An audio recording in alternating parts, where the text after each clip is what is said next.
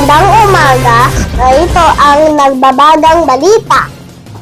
Walang taas pasahe ayon sa DOTR. Kung maraming problemado dahil sa Christmas rush, may good news naman sa commuters ang Department of Transportation. Ayon kay DOTR Secretary Giovanni Lopez, malaki ang magiging epekto ng taas pasahe sa ekonomiya ng bansa.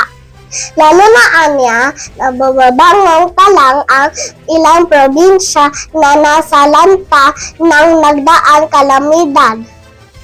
Pabor dito ang sales lady na si Janina na araw-araw nagko-commute. Mas mainam po yun sa amin kasi mas makakapagtipid po kami sa ngayon. Kung itataas po nila yung sahod, pwede din naman po nilang itaas agad yung pamasahe. Basta itataas din po yung sahod. Ang commuter na si Fernan na uunawaan ang hirit ng mga trooper. Mas mahirap yung trabaho nila kasi sila may hawak ng maraming buhay. May apela ang grupong manibela at ibang trooper. Lalo't mahina ang kita sa pamamasada. Sa mga chopper at operator, dapat naman po may subsidy na makuha at diskwento.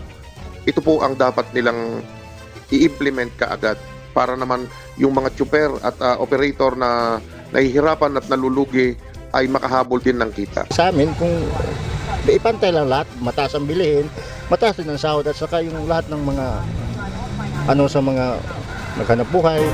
Ako po muli si Love Sibal, nag-uula.